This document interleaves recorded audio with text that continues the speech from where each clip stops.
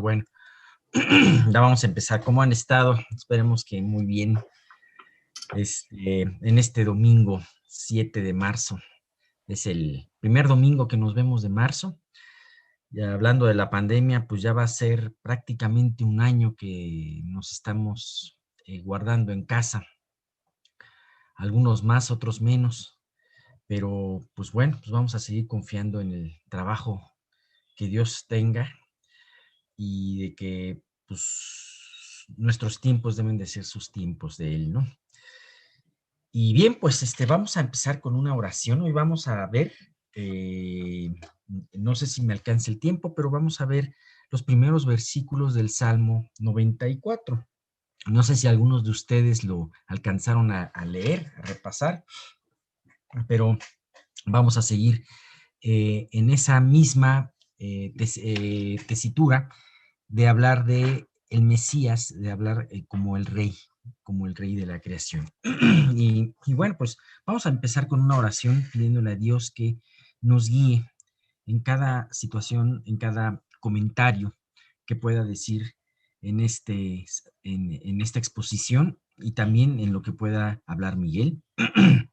Y bueno, pues vamos a orar y clamar a Dios por esto. Señor, te queremos dar gracias porque estamos aquí reunidos en tu presencia como iglesia para poder traer estas peticiones delante de ti, especialmente la petición de poder tener este estudio sin interrupciones, guiado por ti, y sobre todas las cosas que sea tu Santo Espíritu el que nos muestre las áreas que tenemos que aprender, las enseñanzas que tenemos que aprender, las áreas que tenemos que cambiar, y sobre todas las cosas, Señor, pues te queremos pedir de una manera muy especial que tú sigas guiándonos en todo momento en la iglesia, las decisiones que tomamos y especialmente, Señor, pues recordándote por ese lugar, Señor, de bendición, ese lugar de que tú tengas, Señor, para una vez salidos de esta cuarentena,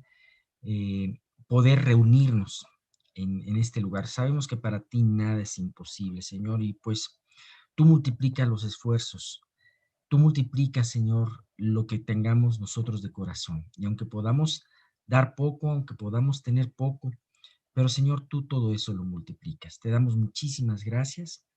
Y Padre, pues todo esto lo pedimos en el nombre de tu Hijo Jesús. Amén. Tenía algo en mente ahorita y esto es un poquito fuera de lo del estudio, pero en la semana estuve leyendo un caso y de hecho se lo comenté a mi esposa que nos alentó mucho y lo reflejo un poquito en lo que, eh, en la situación de nuestra iglesia ahorita que no estamos teniendo un lugar para reuniones y que pues según lo que hemos visto y Miguel nos ha comentado, pues realmente no es nada fácil. Sin embargo, es impresionante cómo si ponemos nuestras vidas y nuestros recursos en las manos de Dios, para Dios nada es poco. O sea, lo poco que podemos tener nosotros, Él lo puede multiplicar. Y eso es algo muy importante. ¿Y por qué les digo de esta historia? Porque leí la historia de una pequeña en Estados Unidos, especialmente en la ciudad de Filadelfia. Era una niña, no tenía ni 10 años. Estoy hablando de esto a mediados del siglo XIX. Y era una niña que que escuchó una reunión de niños en la iglesia, una escuela dominical, y quiso entrar, y los encargados de la escuela dominical no le dejaron, no la dejaron. Y ella, pues, se fue muy triste de ahí, y mientras ella se retiraba, se la encontró el pastor de esa congregación y le dijo: oye, ¿por qué estás triste? Dice, porque no me dejaron entrar a la reunión de los niños, y no me dejaron entrar porque me dijeron que no había lugar, no cabía ni un solo niño más. Entonces dijo, no, espérame, yo tengo un lugar donde te puedo poner, ¿no? Y entonces la puso, la llevó, la niña escuchó la plática, le gustó mucho y, bueno, finalmente la niña siguió asistiendo a esa iglesia. Desgraciadamente a los 2 años esta niña murió y después de muerta, los padres de la niña, que eran personas muy pobres, contactaron al pastor y le dijeron, oye, fíjate que en sus pertenencias encontramos era un sobre rojo de la niña, y con estas palabras, con este recordatorio, con esta letra, y decía, la niña tenía ahorrado 57 centavos de dólar, y le puso una oración a Dios, Dios, yo quiero que este dinero que esté yo juntando, sea un dinero, sea algo que tú lo utilices poderosamente para poder hacer un recinto más grande para que niños como yo podamos caber. Y eso era algo impresionante porque pues, al pastor le impresionó eso y dijo 57 centavos. ¿De qué sirve 57 centavos? Sin embargo, para la niña era un gran esfuerzo. Cuando el pastor ese domingo en el púlpito empezó a platicar de esto, platicó el tema de la niña, lo que había pasado, y fíjate que eso movió a mucha gente a aportar para un nuevo edificio de la iglesia. Esto llegó a extramuros de los que estaban ahí, y es impresionante porque hoy en día parece que esa iglesia sí existe, esa iglesia existe, sí, desde luego todavía existe, y tiene un gran edificio y un gran instituto. Y todo eso empezó con un corazón dispuesto a dispuesto a entregarle su vida y sus recursos a Dios. Entonces a mí me alentó mucho porque dices, bueno, finalmente podemos ver este tipo de retos como algo muy difícil, ¿no?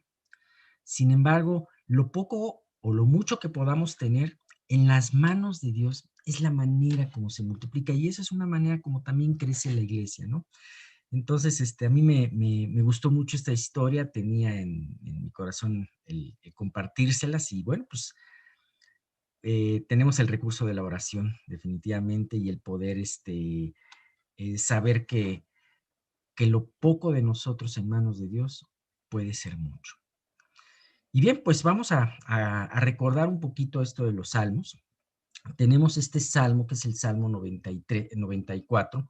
Ya habíamos hablado en el anterior Salmo 93 de un Dios poderoso, un Dios en donde nos recordaba su magnificencia, su reinado, ajá, y que este Dios se comparaba con las fuerzas que a nosotros se nos hacen fuerzas muy grandes, con las fuerzas que vemos en la tierra y aún con las fuerzas que se oponen al plan de Dios, y vemos que estas no son nada, ¿no?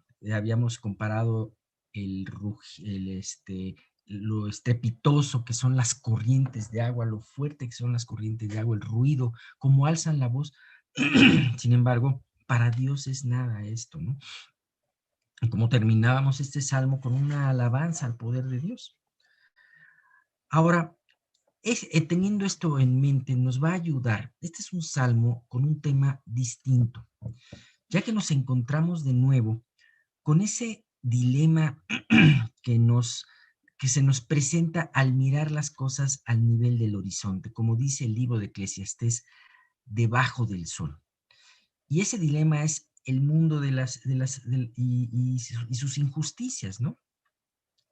Una vez más podemos ver que relata en este salmo al hombre impío que se jacta de su maldad, que además oprime al débil y que levanta su soberbia voz en contra del cielo. ¿Y qué pasa? Aparentemente no le pasa absolutamente nada a este hombre. Hemos visto que este dilema en muchos otros salmos, hemos visto que de esto hablamos en el Salmo número 11, ustedes lo pueden ver, hablando de un hombre exento del temor de Dios. Hablamos de esto en el Salmo, un salmo muy conocido, el Salmo 37, y otro salmo muy conocido, el Salmo 73. Además tenemos profetas, como en el Antiguo Testamento, como el profeta Jeremías. En el momento que este profeta Jeremías se enfrentaba a los falsos profetas que anunciaban que Jerusalén no iba a ser tomada y destruida, y que los que se habían llevado cautivos iban a regresar pronto. Y cómo Jeremías, que anunciaba lo contrario, Jeremías era menospreciado, era atacado, y estos problemas, y estos profetas, perdón, eran ensalzados, eran puestos en alto. Podemos ver cómo Jeremías decía: Señor, esto que veo yo es algo muy injusto. ¿Hasta cuándo, Señor? Una vez más se repite esta palabra que podemos decir: Señor, ¿hasta cuándo? Lo vamos a ver en el Salmo, en el versículo 3, de hecho. Y podemos ver también la historia que contó Jesús acerca de Lázaro y el rico. Y bueno, nosotros tenemos la ventaja de que podemos ver los dos lados por así decirlo, de la función. Podemos ver lo que está en el escenario y podemos estar viendo lo que pasó atrás de bambalinas, ¿no? ¿Por qué? Porque Jesús nos recorrió, nos quitó el telón de la eternidad, de la muerte que nos separa con la eternidad. Y entonces sabemos cuál fue el destino del rico y cuál fue el destino de Lázaro. Pero si nosotros fuésemos como los contemporáneos de ese Lázaro, en donde vimos solamente hasta que llegó a la muerte, podríamos ver qué cosa tan injusta, cómo Dios permite que un mendigo leproso y que es justo, porque pues, Abraham se dio testimonio al estar en el seno de Abraham que era justo, sufre estas calamidades, y un hombre que no se acuerda de Dios no sufre absolutamente nada. Ajá, al contrario, todos los días tiene los recursos para vestirse muy bien y para hacer banquete con esplendidez. Y bien, efectivamente, la vida nos puede parecer muy injusta e ingrata, como dicen algunas personas, si perdemos de vista lo que es la eternidad y perdemos de vista la esfera de lo celestial.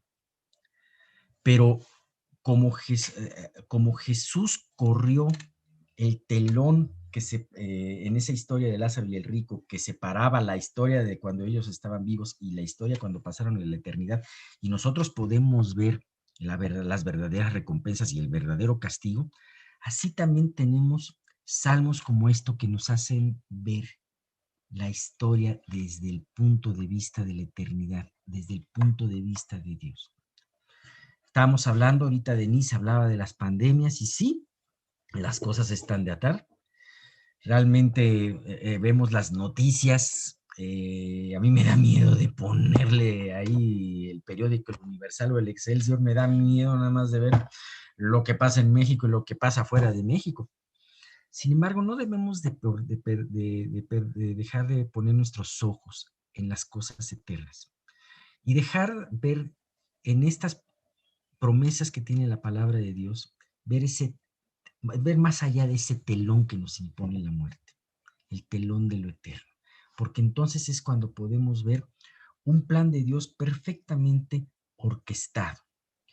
Y podemos ver a Dios que probablemente muchas veces podemos caer en la tentación de ver que a Dios a lo mejor se le salió del control las cosas, y no solamente lo hablo por la pandemia, sino todos nosotros tenemos de alguna manera alguna situación que muchas veces podemos cuestionarnos: Dios, ¿esto no se te salió de las manos? Y podemos empezar a dejarlo de ver como el rey de nuestras vidas, pero ¿sabes qué? Dios ahora más que nunca, y estos 7 salmos que estamos viendo, lo podemos ver como el rey de nuestras vidas. Bien, vamos a ver este estudio y vamos a dividirlo en algunas partes. Aproximadamente son 5 partes en las que vamos a ver este estudio. Y vamos a ver primeramente los versículos del 1 al 7, en donde el salmista empieza con un clamor por parte del autor. El salmo comienza con un clamor por parte del autor, anhelando que Dios intervenga en la justicia y ponga orden a todo lo que ve a su alrededor. También resalta en esta parte el atrevimiento de los impíos para hacer el mal, y además su falta de temor hacia Dios. Entonces eso habla la primera parte. La segunda parte son de los versículos 8 al 11 de este mismo salmo, en donde el salmista toma, por así decirlo, los dichos que dicen los ateos de ese tiempo, ajá, y que aparece en el versículo 7, y habla directamente a estos incrédulos para convencerlos de lo absurdo de sus posturas. ¿Sabes? Cuando Dios se manifieste tal y como Él es en la tierra y como dice la palabra, y toda rodilla se doble delante de Él, ¿sabes? Los que negaron su existencia van a ser los más avergonzados, definitivamente. Del 12 al 15 dice, exhorta, en esta parte el salmista exhorta y alienta a los que esperan en Dios a seguir haciéndolo. Les recuerda que Dios nunca los abandonará y que algún día ellos verán la justicia de Dios restituida en la tierra. Entonces, una vez más, primero habla a los ateos, después le habla a la iglesia diciéndole, espera en el Señor, como dice el Salmo 27, sí, espera en el Señor. De los versículos 16 al 19, el salmista alienta al oyente a través de sus propias experiencias. Dice que él clamó, en donde Dios lo libró de la mano de los impíos. Muchas veces Dios permite las experiencias amargas en nuestras vidas y las situaciones difíciles en donde Dios nos termina sacando para poder ser de aliento para otras personas. ¿Por qué Dios permite los huérfanos que se convierten para ser aliento para otros huérfanos? ¿Por qué permite Dios a las viudas que son convertidas para ser de aliento a otras viudas? ¿Para qué Dios permite los que pierden dinero? Para alentar a otros que han perdido sus riquezas. Finalmente terminamos el salmo de los versículos 20 al 23. Y aunque en esta última parte, en un principio, se retoma la queja hacia los impíos, se termina reafirmando que Dios siempre será un refugio. De aquí que la imagen que tengo atrás de un castillo en una peña nos habla de ese refugio, ¿verdad? Pues así, Dios siempre será, a pesar de que nosotros suframos angustias, podamos tener situaciones difíciles, Dios siempre terminará siendo el refugio a todo creyente. Y bien, pues vamos a ver la primera parte de los versículos 1 al 7 y vamos a ver, me conformo con que hoy veamos del 1 al 3. En sus Biblias vamos a ver, en las Biblias vamos a ver Reina Valera. ¿Y qué es lo que nos dice estos primeros 3 versículos? Dice, Jehová, Dios de las venganzas, Dios de las venganzas, muéstrate, engrandécete, oh juez de la tierra, da el pago a los soberbios. ¿Hasta cuándo los impíos? ¿Hasta cuándo, oh Jehová, se gozarán los impíos? Bien, el autor de este salmo comienza invocando el nombre de Jehová, el nombre propio de Jehová. A ninguno se le había dado a conocer Dios en su nombre propio, sino solamente al pueblo de Israel a través de Moisés.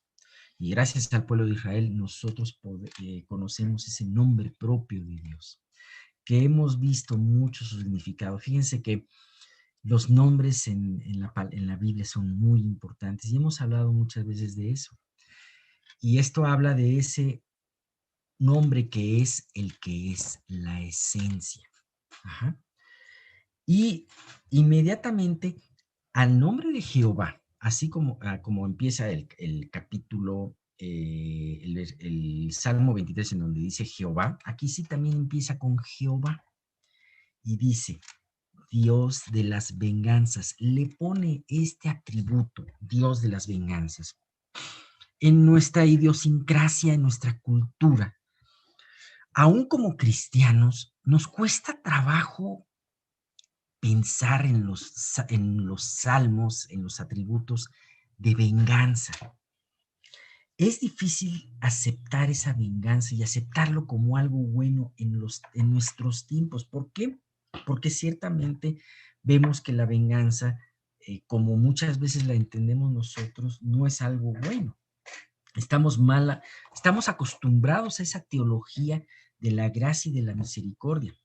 Sin embargo, no podemos perder de vista esta enseñanza que nos da el Antiguo Testamento, en donde se nos habla de un Dios de venganza. Y veamos a ver que es un atributo muy importante de nuestro Dios en su perfecta justicia y santidad. ¿Cómo nos lo declara Éxodo? En Éxodo 34, versículo 6 al 7, dice, aquí iba a ir a Moisés al monte Sinaí y, y iba a pasar Dios por delante de él Moisés no lo iba a ver, iba Moisés a proclamar su nombre, iba a proclamar y a decir, a declarar su nombre y sus atributos. Este versículo está puesto en la parte del chat, así que lo pueden ver y lo pueden leer conmigo, ¿no? Dice, y pasando Jehová por delante de él, o sea, por delante de Moisés, proclamó Jehová, Jehová, fuerte, misericordioso y piadoso, tardo para la ira y grande en misericordia y verdad, que guarda la misericordia a millares, que perdona la iniquidad, la rebelión y el pecado, y que de ningún modo tendrá por inocente al malvado, que visita la iniquidad de los padres sobre los hijos y sobre los hijos de los hijos hasta la tercera y cuarta generación. Aquí se está hablando, Moisés, de unos atributos de Dios perfectamente balanceados. Es un Dios santo, es un Dios fuerte, misericordioso, piadoso, y está poniendo la misericordia y la piedad por delante. Ajá. Sin embargo, también habla de un Dios que retribuye la maldad. Y me impresiona porque dice que de ningún modo tendrá por inocente al malvado. Y que además visita la iniquidad de los padres sobre los hijos. Él visita la iniquidad y esa es la venganza de Dios. Ajá. Vamos a hablar de esta situación. Ajá. Si nosotros, la venganza nos suena y suena mucho mal a nuestros oídos porque nosotros la identificamos con la venganza tomada en nuestras propias manos. Por ejemplo, si alguien de ustedes ha leído alguna vez El Conde de Montecristo, bueno, El Conde de Montecristo es una novela que habla mucho de venganza y te termina hartando esa novela porque dices, hijo, esta persona se vengó de todo aquel que quiso vengarse, ¿no? Sin embargo, pues esa es la venganza que el hombre puede dar, una venganza tomada en sus manos, una venganza que no le corresponde. Además, la venganza del hombre hace mucho daño. Y aquel que se venga nunca encuentra una verdadera satisfacción en su venganza, sino al contrario, se queda cada vez más amargado. Muchas veces, hablando de la venganza que hacemos nosotros como humanos, nuestra venganza, ¿sabes en qué consiste? No consiste en ir en contra de una persona ni afectarla, pero muchas veces tenemos nosotros una venganza muy sutil y esa venganza es no perdonar. Y pensamos que con el no perdonar estamos vengándonos de las personas, ¿sabes? Pensamos que con esto, el no perdonar a los demás, nos defendemos de otras ofensas que nos hagan. Y en cierta manera, el no perdón que tenemos en nuestras vidas nos gusta porque pensamos que tenemos una especie de control sobre la situación. Ajá, en estas situaciones, ya que al no perdonar a nuestro ofensor, estamos como que encerrándolo en una prisión. Ok, mira, a ti no te perdono y no se me va a olvidar lo que tú me hiciste porque te encierro en una prisión, en mi prisión. Ajá. Nada más que este concepto es muy equivocado, porque el que verdaderamente se aprisiona es aquel que no perdona. Ese es un punto muy importante. Porque nosotros al querer encerrar a nuestro ofensor en esa prisión del no perdón, sabes que los que verdaderamente nos estamos encerrando en la prisión de la amargura somos nosotros. Ahora, por esta razón es importante que ante cualquier agravio nosotros podamos decir, como el salmista dijo, Señor, Dios de las venganzas, Dios de la justicia, Dios de la retribución, ten en tus manos mi caso. Ajá. ¿Sabes? Es impresionante, pero cuando tú te acuerdas que Dios es un justo y que a Él es el que le corresponde la venganza, entonces la amargura no te cargará tu corazón. Ajá. Y entonces no solamente eso te liberará de la amargura, sino que serás libre para interceder aún por tus ofensores. ¿Sabes por qué Jesús pidió que oráramos por nuestros enemigos? Él sabe que no lo podemos hacer por nosotros mismos, pero sí sabe que si tenemos una relación con Dios y todas estas ofensas que otros nos han puesto y que queremos encerrarlas en nosotros y tener control de ellas y se las entregamos a Dios y dijimos, Dios, si tengo algo que perdonarle, yo lo perdono, pero yo lo dejo en tus manos, entonces esto nos libera y nos permite aún interceder por aquellos que nos hacen daño.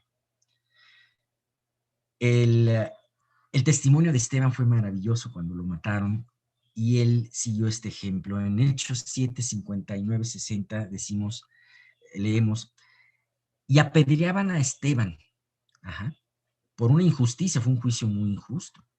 Y apedreaban a Esteban y mientras él invocaba y decía, Señor Jesús, recibe mi espíritu. Y puesto de rodillas, clamó a gran voz. ¿Y sabes por qué clamó a gran voz? Porque quería que los demás lo escucharan. Señor, no les tomes en cuenta este pecado. Y habiendo dicho esto, durmió. ¿Sabes qué es impresionante? Mientras los enemigos apedreaban a Esteban, Esteban gritó su última oración que fue de calidad intercesora. Así que si nosotros dejamos nuestras ofensas en el Dios que puede manejar nuestras ofensas, ¿sabes? Nosotros podemos interceder con toda libertad delante de los demás. Ahora, en todo salmo que proclama ese anhelo de la justicia, nos encontramos también que ese anhelo es sano. ¿Por qué queremos que se haga justicia? Porque es natural que si nosotros tenemos una relación con Dios, vemos el mundo equivocado y vemos las injusticias del mundo y queremos que Dios ponga orden en este mundo. Por eso el salmista le dice, muéstrate. Queremos ver tu mano en esta situación que es contraria a tu justicia. ¿Sabes? Un creyente, o sea, Dios nos llamó a esta tierra para servirle y por amor a los demás, servirle a los demás y que también por amor a Cristo nos lleve aún hasta sufrir los agravios. Sin embargo, un creyente que vive para Dios también vive esperando su justicia. Y tenemos el ejemplo de Apocalipsis, capítulo 6, versículos del 9 al 10, en donde dice, cuando abrió el quinto sello, vi bajo el altar las almas de los que habían sido muertos por causa de la palabra de Dios y por el testimonio que tenían y clamaban, y por el testimonio que tenían, y clamaban a gran voz. Otra vez la pregunta, ¿hasta cuándo, Señor santo y verdadero, no juzgas y vengas nuestra sangre en los que moran en la tierra? Y se les dieron vestiduras blancas y se les dijo, descansen todavía un poco de tiempo hasta que se completara el número de sus consiervos y sus hermanos que también habían de ser muertos como ellos. Bien, finalmente podemos ver este salmo cómo comienza y pues vamos a quedarnos hasta aquí. Tenía yo intención de dar hasta el 3, pero podemos verlo perfectamente en el siguiente estudio. Pero aquí lo más importante es, mira, teniendo en cuenta que Dios es nuestro rey y como dice el versículo, Dios es el juez de la tierra, vayamos con Él confiadamente y las ofensas que alguien más nos haya hecho, pongámoslas delante de Él y decirle, Dios, tú eres el Dios que venga. Tú eres el Dios que hace justicia. Yo no quiero cargar con esto que es pesado para mí. Tú hazlo. Porque nadie como Dios es el que puede poner justicia en nuestras vidas, en las vidas. Y pues con esto en mente, despojémonos de este gran peso que es el no perdonar. No nos engañemos, por favor, de que el no perdonar es una forma de hacerle daño a alguien más. Sí, sí, sí puedes hacerle daño a alguien no perdonándolo, pero al que más daño le haces es a ti. Libera de tu prisión, de esa prisión, a aquel que no quieres perdonar. Libéralo. Y porque al liberarlo, tú vas a ser también liberado. Bien, pues vamos a continuar la próxima semana. Paso los micrófonos a Miguel. Muchas gracias. Gracias, Alex. Realmente una de las cosas con las que más luchamos en la vida es con esta cuestión del perdón a quienes nos agravian o sentimos injusticias. Sin lugar a dudas es una gran enseñanza.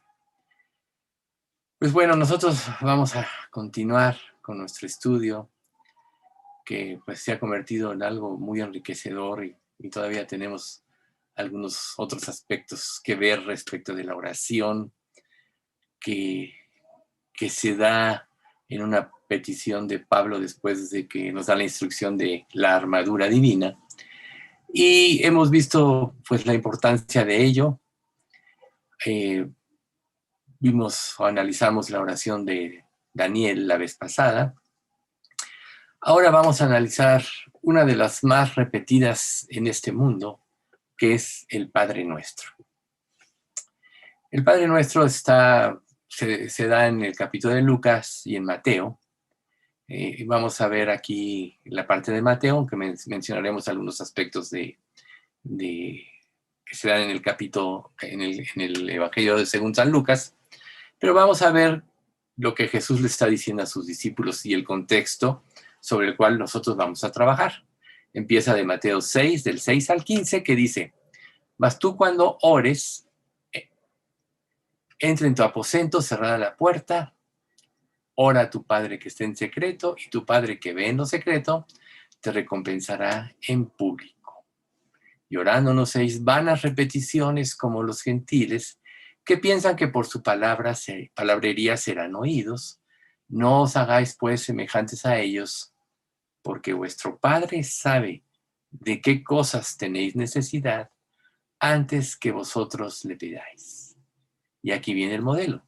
Vosotros pues oraréis así: Padre nuestro que estás en los cielos, santificado sea tu nombre, venga tu reino, hágase tu voluntad así como en el cielo, también en la tierra. El pan nuestro de cada día, dánoslo hoy, y perdónanos nuestras deudas como también nosotros perdonamos a nuestros deudores. Y no nos metas en tentación, mas líbranos del mal. Porque tuyo es el reino y el poder y la gloria por todos los siglos. Amén. Porque si perdonáis a los hombres sus ofensas, os perdonará también a vosotros vuestro Padre Celestial. Mas si no perdonáis a los hombres sus ofensas, tampoco vuestro Padre os perdonará vuestras ofensas. Y a veces Alex y yo nos admiramos porque él en el Salmo empieza a expresar la esencia de un salmo. Y luego, en el momento de la predicación, del estudio,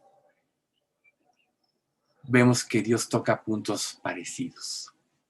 Entonces, de la misma manera, no sé si acabemos nosotros, porque hay una riqueza de conceptos en esta oración, más allá de lo que nos podemos imaginar. Pero vamos a empezar a hacer un análisis.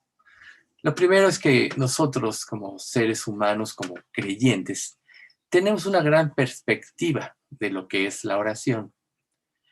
La mayoría de nosotros venimos al Señor con muchos pronombres personales. Yo, mi, mío, mío, mío.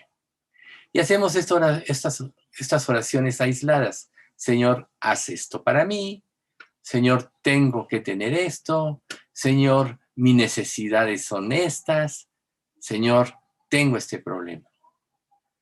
Y no sabemos lo que es incluir todo en una oración. Y se nos olvida que Dios está en el cielo y Él tiene un plan maestro para su reino, y en ese plan todo encaja perfectamente bien, porque Dios es perfecto en su actuar. Entonces nosotros tenemos que aprender a sacrificar en nuestras propias mentes lo que podría parecer mejor para nosotros, y empezar a darle instrucciones a Dios de lo que debe hacer, porque Dios tiene un plan más grande para cada uno de nosotros. Esto debemos de creerlo, de vivirlo, de meditarlo, de apropiarlo y que sea parte de nosotros. Parte de ese plan, si tú ya estás en Cristo, es que Él te iba a hacer un llamamiento, te iba a presentar su evangelio, iba a levantar a través de su palabra por medio de la convicción que el Espíritu Santo produce, convicción de pecado, te iba a dar ese dolor de haber ofendido a Dios, de haber llevado tu vida en tus propias manos, y te iba a llevar a un arrepentimiento verdadero. Luego, una vez que tú te arrepientes, dirás, bueno, ya me arrepentí, ahora voy a creer. No, también nos dio la fe, porque resulta que tanto el arrepentimiento y la fe, como ya hemos mencionado anteriormente, son un don de Dios, como dice en Efesios 2, 8, 9. Son un don de Dios. Entonces, si todo esto proviene de un don de Dios y Él nos dio, nos buscó, tuvo la paciencia a despertar nuestro oído, que nosotros respondiéramos a su llamado, y una vez que respondimos, nos llevó al arrepentimiento y fe y nos hizo sus hijos. Y como sus hijos nos dio grandes y preciosas y grandísimas promesas para que andemos en ellas, pues ahora nosotros deberíamos de confiar en que Él todo lo sabe y que hayamos venido a Cristo estaba de acuerdo a su plan, y el hecho de que una vez que somos sus hijos, que estamos en Cristo, también Él tiene otro plan maravilloso para nosotros mientras estemos en esta vida. Entonces, sacrificar en nuestras mentes lo que es mejor para nosotros, a nuestro pensar, es algo que tenemos que hacer en cada oración que le vemos a Dios, nuestro Padre. Y si oramos, aprendemos a orar sin cesar, como nos pide la Biblia, pues es algo que tenemos que tener en mente en todo el tiempo. Sin embargo, nosotros no siempre tenemos esta perspectiva, ¿sí? Por ejemplo, vamos a hablar un poco del pueblo de Israel. Cuando los judíos iban a orar, un verdadero judío creyente en el Antiguo Testamento decía: Señor, haz que se extienda tu causa entre tu pueblo, no la que yo quiero a nivel personal. Eso era muy común dentro de las oraciones judías cuando Israel estaba en el mayor grado de espiritualidad en cuanto a su relación con Dios. Ellos habían desarrollado una mentalidad en la oración centrada en Dios, pero luego pasaron los años y cambió su perspectiva. Y ya después empezaron a centrar sus oraciones en ellos mismos.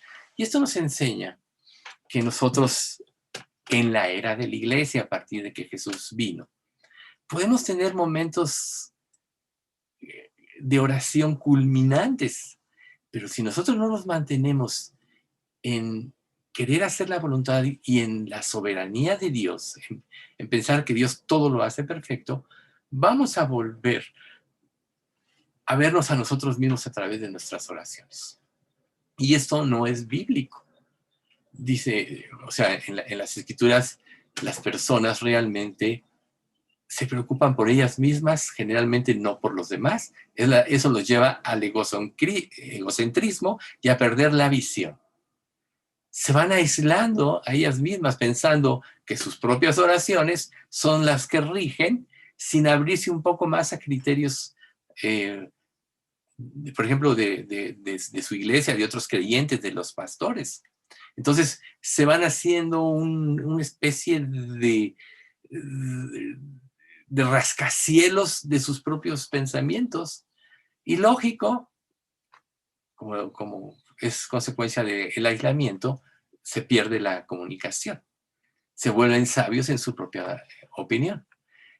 Y no aprenden a sobrellevar las cargas los unos de los otros. Por ejemplo, en una iglesia algo muy común es ver que tú no eres el centro de la iglesia. Ves otros creyentes que están sufriendo pruebas, como dice la Escritura, los mismos padecimientos se van cumpliendo en vuestros hermanos en todo el mundo. Todos tenemos luchas, todos tenemos pruebas, todos tenemos padecimientos, Y el estimularnos al amor y a las buenas obras vienen por congregarnos, porque seamos una comunidad que tenga un solo fin, glorificar a Dios, y que Él sea el autor de toda respuesta de oración. Entonces, cuando una persona se aísla, deja de compartir como debiera de hacerlo y solo se ve a sí mismo. Y como consecuencia, sus oraciones van por un camino muy estrecho para ellas mismas y tienen que saber que necesitan aprender a orar. Todos necesitamos aprender a orar. Por eso es que el Padre Nuestro no está basado, Jesús no lo dejó como basado en una repetición, aunque ahorita vamos a ampliar este tema, sino como en un modelo de oración. ¿Sí? Entonces, el verdadero sentido es que los verdaderos creyentes tienen que orar de manera abnegada y sobre la base de la voluntad de Dios ya revelada en su palabra. Entonces, cuando nosotros entendemos esto, siempre en nuestras oraciones vamos a decir, haz lo mejor para nosotros, no sea conforme yo quiero, sino conforme tú quieres. Como mismo Jesús dijo cuando estaba a punto de ser crucificado, él sabía lo que le iba a esperar. No iba a sufrir nada más la tortura física y la muerte, sino que además iba, lo que la gente no veía, iba a cargar sobre sí todos los pecados de toda la humanidad. Entonces, como humano, una situación cómoda es lo que siempre buscamos, pero él en su oración hizo, más no sea como yo quiero, sino como tú. Recuerden, Padre, si puede pasar de mí esta copa, sea, más no sea como yo quiero, sino como tú. Esto nosotros debemos de tenerlo presente en cada petición de oración. ¿Y por qué razón? Porque la voluntad de Dios es buena, es agradable y es perfecta. Entonces, es esta razón por la cual, precisamente en esta oración de Mateo, no hallamos en un sentido pronombres, yo, dame, etcétera, sino siempre dice, Padre nuestro, nuestro pan, nuestras deudas, nuestros deudores. ¿Por qué? Porque la verdadera oración incluye a la comunidad de la fe, nos incluye a todos. Tú no vas a decir, Dios, dame a mí un recinto para que me pueda reunir, sino como iglesia, danos un recinto donde podamos estar juntos y glorificarte. Entonces, nunca es algo personal que Dios pueda satisfacer las necesidades, sino siempre es algo colectivo y le pertenece a la iglesia. Por eso es que debe ser abnegada, tienes que renunciar a ti mismo, a todo lo que piensas, a todo lo que crees, para dar paso a la voluntad de Dios. Ahora, los judíos, volviendo al punto del pueblo de Israel, creían que los elementos de su oración incluían amor y alabanza, gratitud, reconocimiento de la santidad de Dios, un deseo de agradarle y de obedecerle, confesión de sus pecados y un corazón puro, una carencia de egoísmo y después perseverancia. Aquí el punto es importante. ¿Qué pasa cuando tú tienes un problema y empiezas a orar por algo? Muchas veces sientes que Dios no te escucha, que Dios se olvidó de ti, que Dios te abandonó, que Dios te está juzgando. Pero cuando un creyente tiene verdadera fe, siempre va a perseverar en oración. ¿Sí? Recuerden a Jacob cuando lucha contra el ángel. No te soltaré si no me bendices. Así debe ser nuestra oración. Pero tiene que incluir todos estos elementos del carácter de Dios y nuestra gratitud hacia Dios, nuestro reconocimiento de la soberanía, reitero, y el deseo de realmente agradar a Dios. Ponte a pensar, ¿qué es lo que más le puede agradar a Dios? Si Él ya lo hizo todo por ti, sino que en tu corazón esté el deseo verdadero de hacer su voluntad. Entonces, cuando en tu corazón está el deseo de hacer su voluntad, eso te lleva a la perseverancia, sabiendo que Él va a responder en el momento adecuado y que el tiempo que Él tarde en responder, como en el caso de Daniel una vez que ora, es porque Él va a hacer un trabajo en tu vida y te va a preparar para la respuesta, para la bendición que Él trae y te va a quitar tu egoísmo, tu suficiencia y pues bueno, tu egocentrismo, ¿verdad? Entonces, la perseverancia nos va a llevar a no rendirnos, a generar carácter y simplemente a esperar el tiempo de su respuesta que lo glorifique, ¿no? Por ejemplo, el apóstol Pablo le pidió al Señor que le quitara el aguijón en la carne. Lo hizo, lo volvió a hacer y lo volvió a hacer. ¿Sí? Sin embargo, en la tercera vez le dijo, bástate mi gracia. Pero aquí nosotros vemos cómo Pablo tenía perseverancia en oración. Señor, si es posible, quita de mí. Dios le dijo, no. Señor, si es posible, quítala de mí. No. Hasta que le dijo, bástate mi gracia, porque yo así es como te voy a usar y todo lo que voy a revelar en tu vida, sí, yo creo que es lo que entendió Pablo, tienes que tener un espíritu humilde y tienes que tener una dependencia plena de mí. Entonces, esa es una de las cosas importantes de analizar la Escritura, que nosotros debemos de confiar, aunque aparentemente no tengamos una respuesta de oración, en que Dios, cuando tarda, tiene un propósito y lo vamos a entender cuando se cumpla su propósito.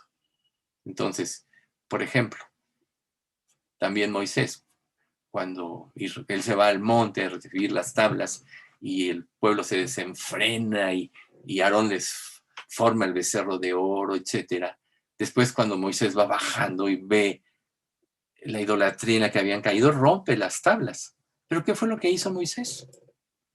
Volvió a subir al monte y oró 40 días y 40 noches para que Dios fuera propicio a Israel. Eso es lo que se le llama perseverancia y la Biblia nos lo muestra y es importante enfatizarlo. Por eso los judíos creían en la perseverancia, ¿sí? Pero también sabían que para poder llegar al Señor tenían que tener humildad y Jesús lo puso como ejemplo cuando el publicano y el fariseo solo se alabó a sí mismo y el publicano ni siquiera quería levantar los ojos a Dios porque sabía lo muy pecador que era. ¿Y qué dice Jesús? Primero salió justificado el publicano que el fariseo. Entonces, un verdadero judío venía a orar para someterse a sí mismo a la voluntad de Dios. Los falsos judíos solo demandaban. Un día tú le puedes reclamar a Dios, si estás en una mala situación con Él, no tienes fe, que por qué es injusto contigo, por qué a otros sí les da y a ti no, por qué otros tienen y tú no tienes, y muchas cosas así tú puedes pensar, pero solo vas a estar demostrando con tu pensamiento que no has entendido que la esencia de la oración es anhelar someterse a su voluntad. Y bueno, repetimos la ilustración más grande de Jesús en el huerto. Él dijo, no sea mi voluntad, sino la tuya. ¿Sí? Recuerden, en ese momento como humano, reitero, Jesús hizo a un lado todo lo que parecía para él ser lo más cómodo y prefirió hacer la voluntad de Dios. Todos los seres humanos tendemos a la comodidad. Por ejemplo, nosotros estamos orando por un recinto para que ahora que termine pues todo este tiempo de la pandemia nos volvamos a reunir. Y para muchos puede ser cómodo el Zoom, sí lo es, ¿verdad? No tienes que transportarte, no tienes que levantarte quizá más temprano, a lo mejor te levantas a las 10 y prendes tu Zoom y ahí estás. Muchas cosas pueden así que representan cierta comodidad. Sin embargo, el mandamiento de Dios es congregarnos, por lo que ya hemos expresado múltiples veces. Entonces, ¿qué va a suceder? O sea, te puedes acostumbrar a estar cómodo y entonces te vas a perder de lo que es congregarte, donde veas el poder de Dios en toda acción. Y no es que aquí Dios no pueda derramar su gracia y su poder, pero Él dice que nosotros debemos congregarnos, en Hebreos, tanto más cuando veamos que aquel día se acerca. Y nosotros estamos claros que estamos en ese día cercano al regreso del Señor Jesucristo. Entonces siempre tenemos que pedir que Él nos responda conforme a su voluntad y nos dé gracia para disfrutar su voluntad. O sea, recuerden otro punto muy importante.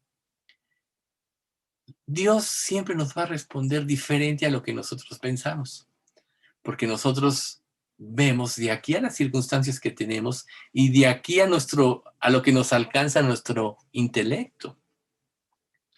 pero Dios está viendo nuestras vidas a la luz de la eternidad. Por eso es que cuando nosotros vivimos por fe y pedimos algo y Él nos responde conforme a su voluntad, que siempre va a ser diferente de lo que nosotros pensábamos, debemos aprender a disfrutarla, porque Dios siempre nos va a dar lo mejor de lo mejor, proyectando nuestras vidas hasta la eternidad. Por eso es tan importante entender lo que es la verdadera oración, ¿sí? Ahora, todos esos elementos formaban parte de la oración tradicional, pero vemos que Jesús vino a revolucionar. Ahora, los judíos, por ejemplo, utilizaban una palabra que era caguana, que es muy difícil de traducir, pero si se puede traducir de alguna manera, era la idea de una intensidad o de gran emoción o de una gran devoción. Así es la verdadera oración. Por eso es que nosotros, cuando vivimos pruebas, es cuando nuestras oraciones se vuelven más eficaces, porque el anhelo de la respuesta de Dios al problema que tenemos nos lleva a esa gran emoción. Muchas veces lloramos orando, sentimos que derramamos nuestro corazón ante Dios. Esa es una gran devoción para Él, ¿sí? Y la idea de todo esto era un compromiso con Dios, ¿no? Señor, yo te pido esto y voy a aceptar tu voluntad. ¿Y sabes qué? Tenía que haber una pureza de corazón en la petición. Otro de los errores que los que nosotros caemos mucho es precisamente en eso. No hay sinceridad. Tú le puedes decir a una Dios, Dios, sea conforme a tu voluntad, pero en lo profundo de ti, para nada quieres que Dios te responda conforme a su voluntad y temes que te vaya a responder algo diferente a lo que tú ya definiste que debería ser la respuesta de Dios. Entonces, el corazón puro es muy importante. Por eso las pruebas nos despojan de nosotros mismos. Por eso son las épocas de mayor crecimiento y es donde verdaderamente podemos aprender a orar al Señor. Si nosotros no tuviéramos pruebas, siempre seríamos como los fariseos, pagados de nosotros mismos. Pero Él requiere de un corazón puro y de un corazón comprometido que rasgue de alguna manera su corazón, ¿sí? Entonces, si tú vives de una manera superficial, tus oraciones, por decirlo de alguna manera, no van a pasar del techo. Pero si en ti está el verdadero anhelo de hacer la voluntad de Dios, el verdadero anhelo de que Él te responda conforme a su voluntad porque crees que es buena, agradable y perfecta, entonces tu oración va a llegar a su presencia. Si supiéramos cómo orar en términos generales, tampoco Romanos 8 diría, el Espíritu intercede por nosotros con gemidos indecibles, porque conforme a la voluntad de Dios intercede por los santos. Aún Dios nos dio el Espíritu para que nos ayudara. Pero Dios quiere que tu mente se estructure de acuerdo a este concepto. A un gran compromiso, a una gran intensidad, a una gran concentración y a una gran devoción. ¿Oras así realmente? ¿O oras para complacerte a ti mismo? Si oras para complacerte a ti mismo, ya caíste en el judaísmo, ¿no?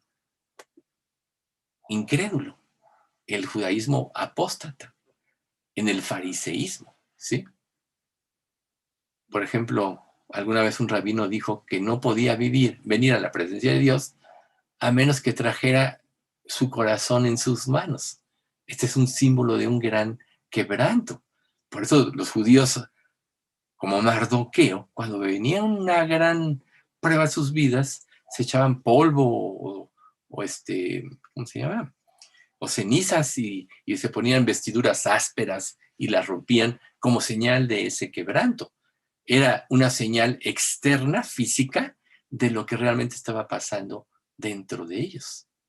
Entonces ellos por eso, cuando oraban, viviendo realmente para Dios, dejaban un gran legado de enseñanza a los demás. Y esa es precisamente la historia de la perspectiva de la oración verdadera del pueblo de Israel. Pero algo salió mal. ¿Qué pasó? Y es precisamente aquí donde llegamos al segundo lugar, y donde el Señor Jesucristo tuvo que decirles en el versículo de Mateos 6:5, y cuando ores, no seas como los hipócritas, porque ellos aman el orar en pie en las sinagogas y en las esquinas de las calles, para ser vistos de los hombres. De cierto os digo que ya tienen su recompensa. O sea, ahí los desenmascaró Jesús, por eso no lo amaban. Ellos estaban orando para ser vistos de los hombres y tener su recompensa de los hombres, nunca para Dios, nunca para querer hacer su voluntad. Por tanto, nosotros podríamos decir que eran farsantes. Ya no le estaban hablando a Dios, eran egoístas. Estaban tratando de obtener las cosas por sus propios medios, por su propio intelecto. No la aprobación de Dios, sino de la gente, y eso hizo que se desviara su corazón, por eso se volvieron obsoletos. Y por eso Dios les decía hipócritas, inútiles, sepulcros blanqueados, que se presentan hermosos por fuera los hombres, pero por dentro están llenos de rapacidad y de maldad. Dicho de otra manera, están llenos de huesos de muertos.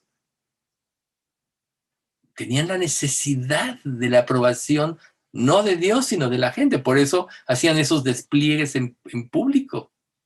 Y tenían esas repeticiones vanas como la gente pagana, pensando que iban a obtener algo que satisfaciera su egoísmo. ¿Sí? Y Jesús lo que hizo fue callarlos por completo. Trató de detener este orgullo inimaginable. Por eso Jesús continúa en el versículo 8 diciendo: no os hagáis pues semejantes a ellos, porque vuestro Padre sabe de qué cosas tenéis necesidad antes que vosotros le pidáis. O sea, si Dios planeó tu vida desde antes de la fundación del mundo y las obras para que estuvieras en ellas, te predestinó. ¿Tú crees que no sabe todo lo que Él permite que pase en tu vida y con qué propósito? ¿Que no sabe tus verdaderas necesidades? ¿No sabe todo lo que en lo que te iba a meter para que crecieras espiritualmente? Imagínense ustedes a José. Si cuando tenía esos sueños que le revelaba a sus hermanos y luego a sus padres, que hasta Jacob le dice: oye, tu madre y yo nos postraremos delante de ti, ¿qué te pasa? Si ahí José hubiera tomado el reino de Egipto, quizá hubiera mandado hasta matar a sus hermanos. Sus hermanos, claro, le tenían envidia. Su papá le tenía un afecto especial porque era el primer hijo de Raquel, la que realmente él amaba. Pero tuvo que ser esclavo primero, tener grilletes, ¿no? Serle perforado el oído como señal de esclavo, etc. Pero un día, cuando estuvo cumplido el propósito de Dios para su vida, de estar en la cárcel como un reo, al día siguiente era el segundo en Egipto. Faraón le dio su anillo y la administración de todas las cosas del reino más poderoso en aquella época. Así, de la noche a la mañana. Y esto nos recuerda una parte de la oración de Ana. Él hace sentarse a un mendigo como príncipe y heredar un sitio de honor, porque de Jehová son las columnas de la tierra, y él estableció sobre ellas el mundo. Entonces, como los fariseos pedían así, sus oraciones se volvieron vanas y sin provecho. Entonces Jesús continúa: vosotros pues oraréis así: Padre nuestro que estás en los cielos, santificado sea tu nombre. Dios empezó a reafirmarle a sus discípulos cómo era la oración correcta. Recuerden, enséñanos a orar. Fue lo que ellos le dijeron. ¿Sí? Entonces aquí del versículo 9 al 13, nosotros vemos lo que realmente son los ingredientes de una verdadera oración, que Jesús les empieza a enseñar. Y sobre estos puntos vamos a estar trabajando una y otra vez en lo que nos falta de este estudio. Pero no creo que lo acabemos hoy. Entonces, Él nos dice que Él da, o sea, Jesús estaba dando a sus discípulos una nueva perspectiva, una nueva riqueza a todo lo que se había establecido y a todo lo que se decía al empezar a revelarles este modelo de oración. Él los estaba llevando más allá de lo que ellos jamás habían pensado o se pudieran imaginar. Entonces, nosotros, como creyentes actualmente, tenemos que concientizar cuáles son estas verdades básicas para que nuestras oraciones en un futuro puedan ser transformadas y puedan tener todos los elementos que nos lleven a la misma presencia de Dios. Es verdad que nosotros en muchos casos no sabemos orar mejor de lo que ellos oraban. Pero al estudiar este maravilloso modelo, nosotros vamos a poder ver la verdadera consistencia y vamos a poder tomar una verdadera experiencia que debe de cambiar nuestras vidas, ¿sí? Nosotros podemos perder el objetivo cuando en lugar de tomar esta oración y usarla para aprender a orar, simplemente la repetimos. O sea, ¿qué pasa en muchas de las iglesias? Repite esta oración, repite, por ejemplo, en el catolicismo, ¿no? Rézate 20 Padres Nuestros, 30 Aves Marías, 40 credos, y ya con eso. Eso es un engaño muy grande. Eso lo hacen los religiosos, ¿sí? Y muchos pueden decir, bueno, nosotros creemos que esta oración debe de ser repetida porque Jesús la dio, o debemos de menos recitarla. ¿Y qué acaso Dios nos dejó en la palabra de Dios una infinidad de verdades que podemos estar viendo cada día?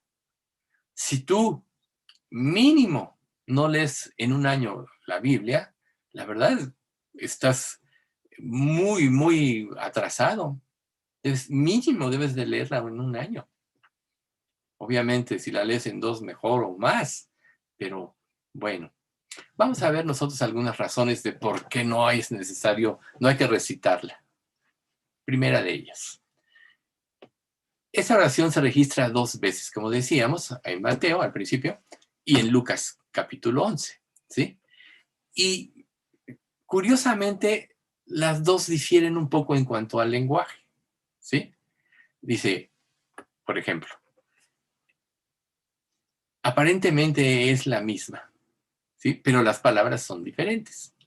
Entonces, si Jesús hubiera querido dejar un tipo de oración que nosotros solo repitiéramos, él hubiera dejado exactamente las mismas palabras entre el testimonio de Lucas en el Evangelio de Lucas y en el testimonio de Mateo, ¿sí?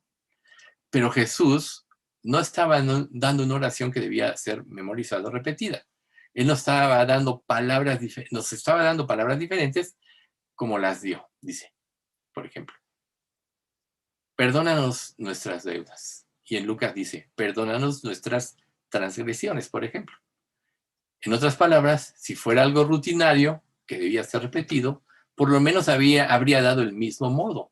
También, en Lucas 11, los discípulos dijeron, enséñanos a orar. Ellos no dijeron, enséñanos una oración, sino dijeron, enséñanos a orar. Entonces, tú puedes tener un libro de oración, abrirlo y leer. Hay muchos libritos de oración en la actualidad, ¿sí? Pero eso es algo distinto de saber cómo orar. Por ejemplo, los salmos generalmente son expresiones de oración a Dios en pruebas o en victorias o en alabanza por las bendiciones de Dios. O sea, si quieres una diversidad, y por eso llevamos estudiando años ya los salmos también. Y cada salmo tiene su enseñanza particular que es de riqueza espiritual, ¿sí? Entonces, por eso es que Jesús no les estaba dando oración, sino les estaba enseñando cómo orar, ¿sí? Y si quisiera Jesús que fuera algo que se repitiera, así como rézate 20 Padres Nuestros, nunca hubiera dicho en el versículo 7, cuando oren, no uséis vanas repeticiones como los gentiles o los paganos. Y después, inmediatamente de decir esto, entonces él dice, ustedes van a orar de esta manera, ¿no? O sea, no puede ser que Jesús se les dijera esto, de no ustedes van a repeticiones como los gentiles, y luego les diera algo para que repitieran, ¿sí? Ahora, otro punto importante. No hay ocasión en el Nuevo Testamento donde alguno de sus discípulos haya repetido esta oración. O sea, Jesús la dijo en Mateo, la dijo en Lucas, y esa oración no se repite en ninguna carta ni en ninguno de los otros evangelios. Por tanto, Jesús no quería que esta oración o que esta forma de enseñarles a orar se convirtiera en un ritual, sino en un modelo donde nosotros pudiéramos expresar nuestras peticiones, como ya antecedimos, conforme a su voluntad, ¿sí? Podríamos decir que es como un esqueleto al cual se le debe de colocar carne y huesos, ¿sí? O sea, una oración para darle vida, Jesús estaba dando los conceptos, sino como en el Valle de los Huesos Muertos de Ezequiel, ¿no? O sea, ¿vivirán estos huesos? Señor, tú lo sabes. Y después vemos que todos empiezan a tener todos los elementos, pero no había vida. O sea, el mismo espíritu fue el que le da vida, como el mismo espíritu es el que nos sustenta la vida, como el mismo espíritu nos enseña a orar, como el mismo espíritu nos hizo entender la palabra de Dios para salvación, ¿sí? Entonces, no es un modelo a ser repetido. ¿Y por qué insistimos tanto en este aspecto? Porque todos venimos de iglesias, o sea, de religiosas, tenemos una vida de religiosidad y aprendimos mal. Entonces es muy importante que quede claro que no es la repetición, sino el modelo lo que es importante, ¿sí? O sea, un bosquejo para poder desarrollar una expresión significativa que llegue a la presencia de Dios. Eso es lo que es el Padre Nuestro, ¿sí? Entonces, esta oración nos cubre todo y es asombroso. Todos los aspectos que se deben de tener en una oración los cubre, ¿sí? Mientras más estudiemos este concepto, más admirados vamos a estar de lo que Jesús quiso revelar. Recuerden que la mente de Dios es infinita y que a Él no lo vamos a dormir, no lo vamos a engañar con vanas repeticiones cuando nuestro corazón no está con Él. Por eso hablábamos de la pureza de corazón, ¿verdad? Entonces, hay muchos enfoques que vamos a analizar, que es precisamente como un diamante. Cuando tú sacas el diamante, está lleno de vidrio que se tiene que cortar hasta que poco a poco con los cortes se le va dando vida al diamante. Así es la oración, así es de asombrosa es.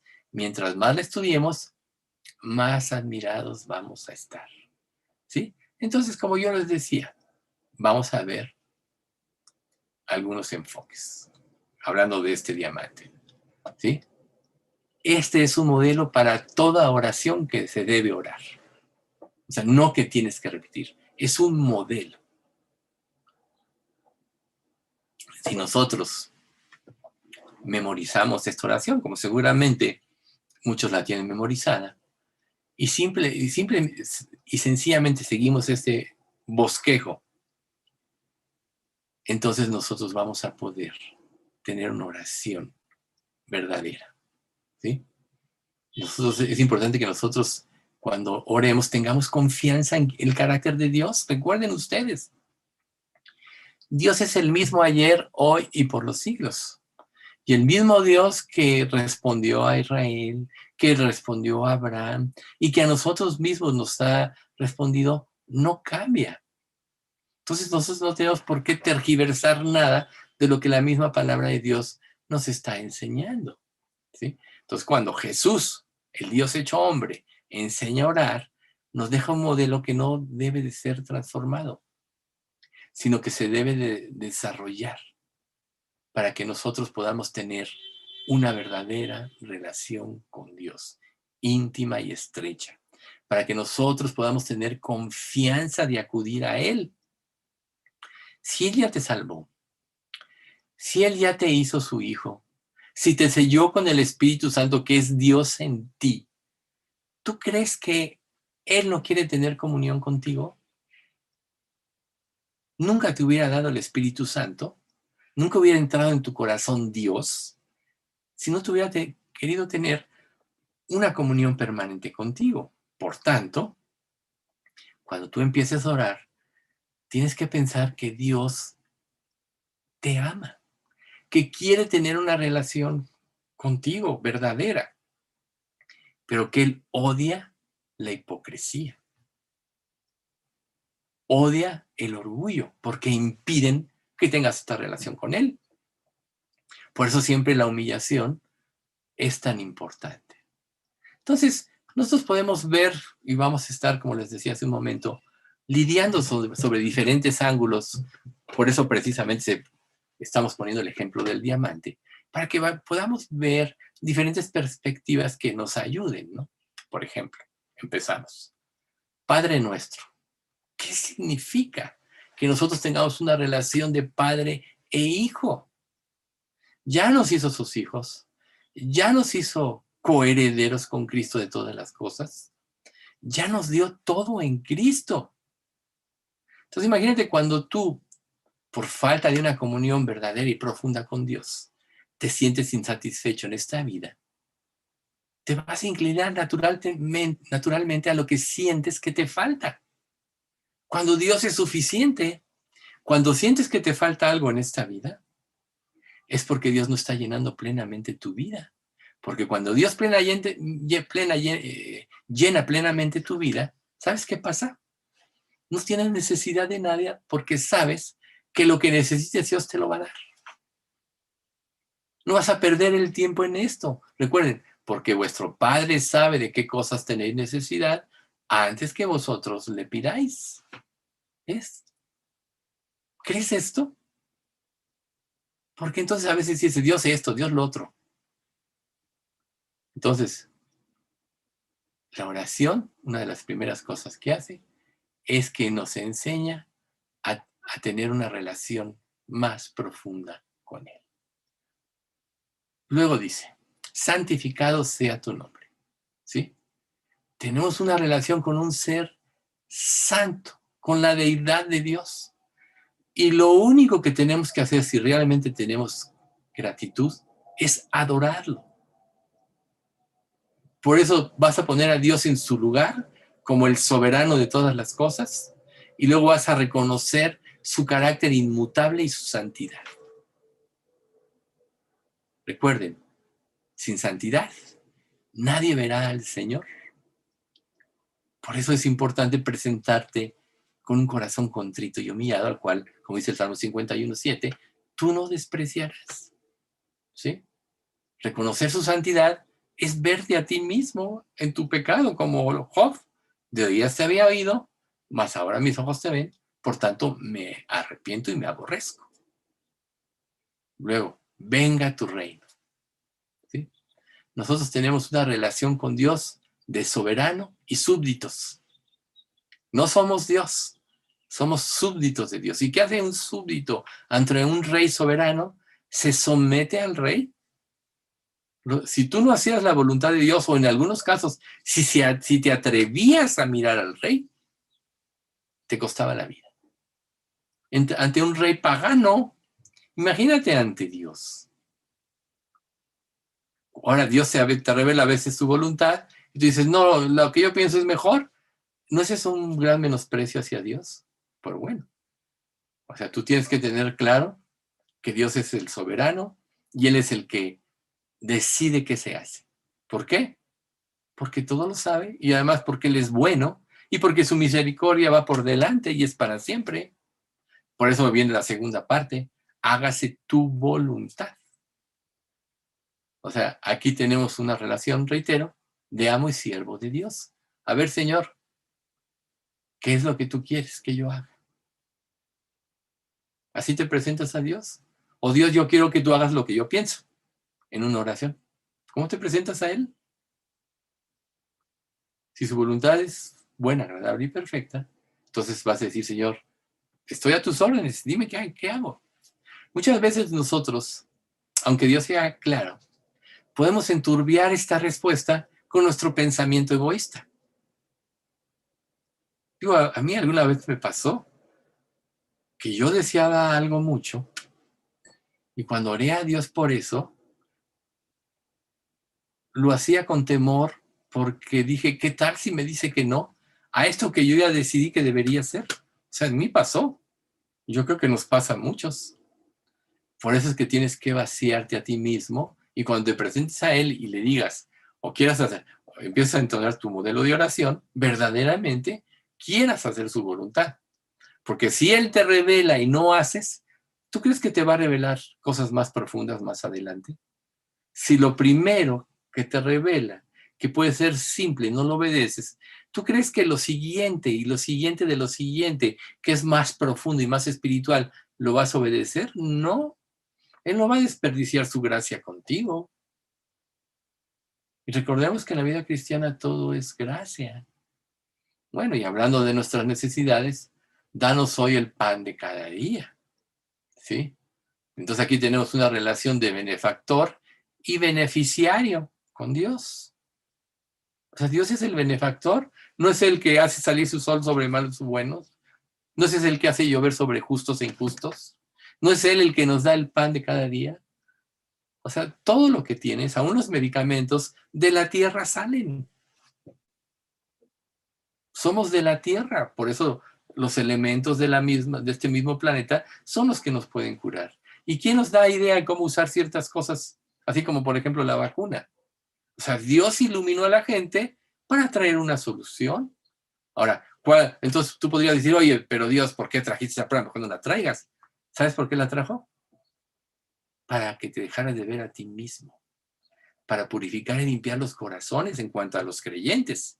Y en cuanto a los incrédulos, para que voltearan a ver a Dios, ya que estaban envanecidos en su progreso, pues en el progreso de este mundo, de esta última época, de la ciencia, la cibernética, aún del avance de la medicina y de todo. ¿Cómo podría el hombre voltear a ver a Dios si no le quita a Dios su suficiencia? Y obviamente la suficiencia lo lleva al pecado y a rebelarse contra Dios y a menospreciar a Dios. Porque dicen, Dios, pues ¿cuál Dios? Yo soy mi Dios, el dinero es mi Dios. Pero cuando nosotros decimos, danos hoy el pan de cada día, estamos reconociendo que todo proviene de Él, desde cada respiración, ¿no? Cada suspiro, el aliento, todo proviene de Dios. Lo que comemos, dónde vivimos. Muchas veces las personas dicen, ya tengo todo, ¿para qué voy a depender de Dios? Y Dios trae pruebas a su vida donde le demuestra que no tiene nada, que el único que lo puede sustentar verdaderamente es Dios, para que vaya a Él, no por egoísmo. Por eso entonces continúa diciendo, perdónanos nuestras deudas. Tenemos que entender que nosotros somos pecadores y tenemos una relación con un Salvador santo y puro. Aún siendo salvos, todos sabemos que cada día pecamos. Por eso es que una evidencia de la verdadera salvación me arrepentí y me sigo arrepintiendo. Creí y sigo creyendo. Si una persona dice que se arrepintió y de ahí no vuelve a ver su pecado, realmente no se arrepintió, porque cada día pecamos. Mientras más te veas pecador, más necesidad tienes de Dios y más lo vas a buscar. Y eso es lo que hace Dios y su palabra y el Espíritu Santo. Te muestra lo que está mal en ti. Entonces, claro, Dios en su amor y su misericordia y en su sabiduría infinita nos dio la forma de relacionarnos con Él, haciendo, bueno, viniendo al mundo como hombre y cargando Jesús todas las culpas de nuestros pecados, todo el juicio por nuestros pecados de toda nuestra existencia. Porque si no hubiera sido de esa manera, Él te perdonaría tus pecados y mañana tendrías que volver a pedirle que entrara en tu corazón, porque al volver a pecar perdiste la salvación. Pero ese ser tan maravilloso, tan grande, tan sublime, en su sabiduría infinita, diseñó un plan en el cual iba a juzgar tus pecados en Cristo para que nunca te separara ya de Él. Por eso, como dice en Romanos 8, antes en todas estas cosas somos más que vencedores porque por medio de aquel que nos amó. Más adelante dice, nada nos puede separar del amor de Cristo. Entonces, lo único que te queda para tener una relación y una comunión con Él ya no es un juicio, porque ya Jesús pagó, sino es que tú tengas una vida de santidad. Si no, la Escritura no diría, sin santidad nadie verá al Señor. ¿Tú crees que te puedes acercar a Él con una vida de pecado? Él ya quitó todos los estorbos. El estorbo eres tú, es tu pecado. Por eso es que dentro de este modelo, Él quiere que tú estés consciente de tu pecado. Un día Dios nos hará ya en plenitud a la imagen de Cristo y ya no pecaremos. Seremos despojados de este cuerpo mortal que todavía se rebela contra Dios, aclarando, la antigua naturaleza muere en el momento que recibimos a Cristo. Ahora tenemos la naturaleza de Cristo. Pero así como Cristo tuvo que luchar contra el pecado, desde la tentación del desierto y otras muchas veces, así nosotros. Dios nos deja en este mundo para que en debilidad se ha dado el poder, como dice en 1 Corintios capítulo 15. Se siembra en debilidad, se cosecha en poder. Se siembra cuerpo animal, se cosecha cuerpo espiritual. Dios lo hizo de esa manera porque es perfecta. Entonces ahorita Él quiere que nosotros vayamos a Él y estemos conscientes de nuestra condición, ¿sí? Y por eso continúa, no nos metas en tentación. O sea, aún tenemos que pedirle a Dios que nos libre de aquellas cosas que todavía no podemos sobrellevar en nuestra vida, ¿sí? Entonces, nosotros tan solo con esos principios de conceptos que estamos viendo, pues deberíamos estar en oración siempre. Entonces ahorita entendemos más por qué Él nos dice, ora sin cesar. Ahora, veamos de otra manera cómo es o puede ser nuestra relación con Dios. El Espíritu Santo nos dice qué debemos orar y cómo debemos orar. Nos muestra qué actitud debemos tener cuando oramos. Cuando dice nuestro, el pan nuestro, ese es un espíritu abnegado. Después dice Padre, es un espíritu familiar. Después dice santificado, es un espíritu reverente.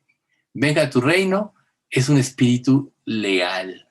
Hágase tu voluntad, es un espíritu sumiso. Danos el pan de cada día, es un espíritu de dependencia. Perdona nuestras deudas, es un espíritu penitente. No nos metas en tentación, es un espíritu humilde. Tuyo es el reino, es un espíritu de confianza. El poder es un espíritu triunfal. Y la gloria es un espíritu que exalta. ¿Sí? Entonces esta oración podría ser dividida en estos elementos. Y nosotros, la verdad, necesitamos de Él. Luego, la necesidad que nosotros tenemos cada día. Danos hoy nuestro pan de cada día. Tenemos necesidad. O sea, si Dios no dejara que saliera el sol, ¿habría cosechas? Si impidiera que llueva, como muchas veces lo hacen en algunas ciudades, en algunos lugares. O sea, la gente se moriría de hambre por las sequías. De hecho, gente se está muriendo. ¿Sí? Entonces, la necesidad. Entonces, cuando Dios nos responde, estamos trayéndole gloria a Dios. ¿Sí? Él nos lleva, Él quiere que estemos orando en el lugar correcto y en la forma correcta. Y a partir de que entendamos esto, todo lo demás va a fluir. O sea, si tú aprendes, por ejemplo, a caminar en forma correcta, después vas a poder correr. Pero si tú no aprendes a caminar en forma correcta, no vas a poder correr porque en cuanto empieces a intentarlo, te vas a lastimar. Te vas a torcer un tobillo, te va a doler la rodilla, al rato te va a doler la espalda. Por eso es que toda oración debe de comenzar con la naturaleza de Dios. Santificado sea tu nombre, hágase tu voluntad. Y luego, Dios está en su trono y es supremo. O sea, Dios primero. Si no, la oración no tiene sentido, si Dios no es primero. ¿Sí? Entonces yo creo que aquí vamos a dejarle aquí por hoy. Mediten en todo lo que hemos platicado. Y la semana entrante quizá terminaremos todos estos conceptos. Vamos a orar. Padre Santo, te queremos agradecer mucho por este estudio, por todos estos principios que estamos viendo de este modelo de oración que tú dejaste a los discípulos, que quedó escrito tanto en Lucas como en Mateo para que esto se preservara hasta el final de los tiempos y supiéramos nosotros como creyentes cómo nos podemos relacionar contigo. Queda claro, Padre, que una repetición es vana y sin provecho, pero si aprendemos la esencia de lo que es esta oración, entonces quizá podamos nosotros presentarnos delante de ti de la manera correcta y tú siempre nos responderás y podremos incrementar en forma más profunda nuestra relación contigo. Realmente es lo que anhelamos, Padre, comunicarnos con el Creador de todas las cosas, con nuestro Creador y Salvador, nuestro Señor Jesucristo, y que podamos tener una vida de comunión estrecha e íntima donde tú gobiernes y guíes nuestras vidas en todo lo que hagamos, y que nosotros podamos glorificarte en todo, porque solo tú mereces la gloria, la honra, el imperio por todos los siglos. Señor, guarda nuestra iglesia. Reiteramos, Señor, que estamos en espera del lugar donde hemos de congregarnos ahora que se termine toda esta cuestión de la pandemia. Y sabemos que tú te vas a glorificar, Señor, lo damos por hecho. Gracias, Padre, bendice a nuestra iglesia y no permitas que se contagie nada. Y ahora que están estas cuestiones de la vacuna, Señor, pues que todos en tu tiempo podamos ser vacunados para, pues, Señor, recibiendo algo que proviene de ti y estemos más libres de cualquier contagio.